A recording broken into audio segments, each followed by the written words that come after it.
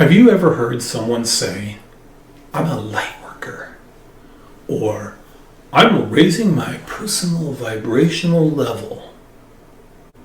Have you ever thought how strange those words sound?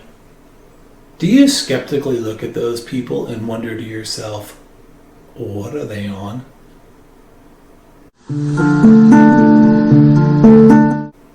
I'm Ezekiel. In this video, I'm focusing on self-awareness and identity. This is part of a passion I've had for using the power of identity as a resource in personal transformation. Our identity is a powerful tool in guiding our happiness. It can lead to both great pleasure, but also great pain.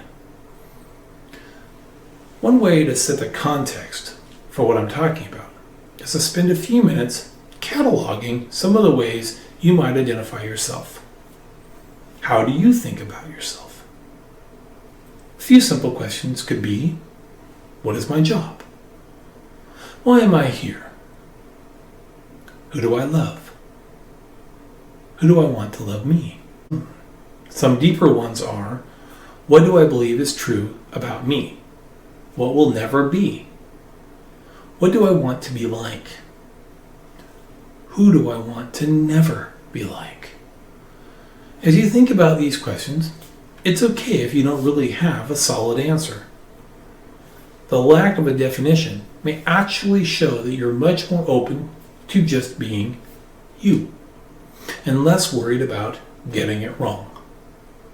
One of the jobs of our ego is to protect this identity that we have constructed.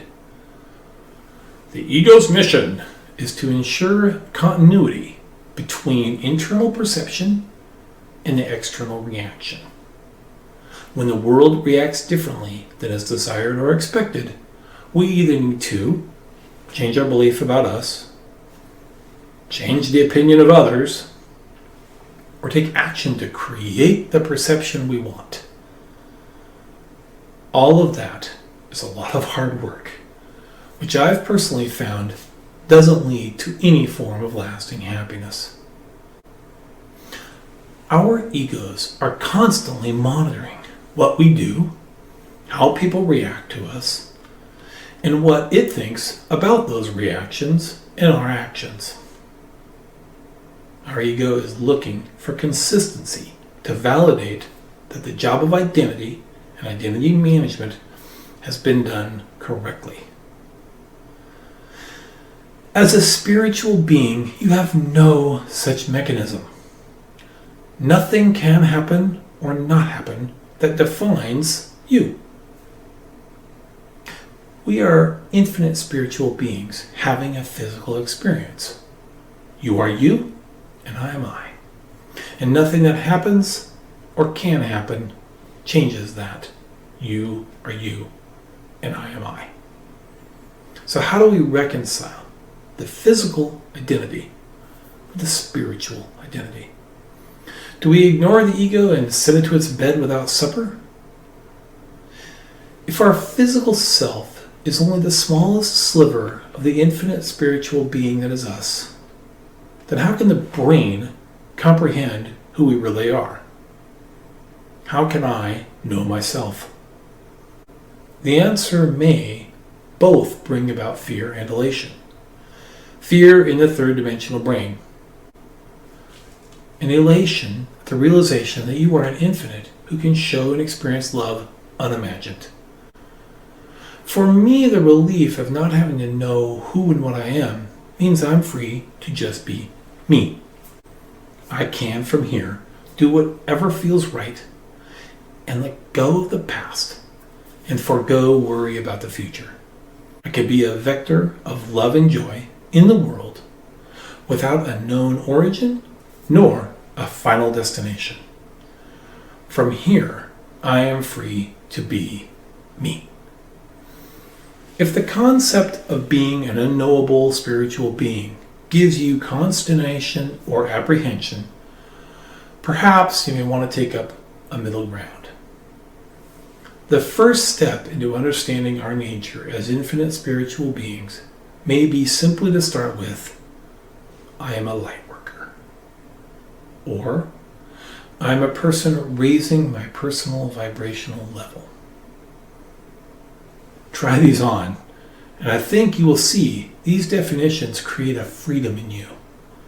A freedom to not have to be defined at all times. A freedom to let go of the worry about what others think. These invoke a soft edge to the definition of who you are. They create the possibility that you are more than can be contained in a human brain. They create the reality that you can be happy without knowing everything. What does a light worker do? Whatever a light worker wants to do. How does one with a higher level of vibration act? From a place of love and joy. So instead of acting out a role and living according to the stiff boundaries and hard definitions, you can channel your higher self more directly.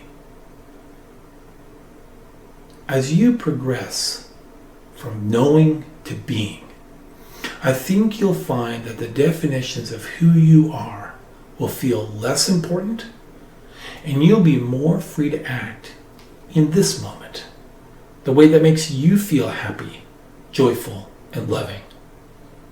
If what you think you are is not as important as what you do and how you spend your time, then what other people think will also become less important. So you may also feel less misunderstood and less often attacked. I hope this video finds you well, and these ideas give you some things to consider. Go with the light. Thank you. The goal of these videos is to support you in the pursuit of living happy and fulfilled lives. And as always, I ask that you do not take anything I say, recommend, or believe at face value. Question it with your own source of inner knowing, and use my thoughts and ideas as you see fit and best fits in your life.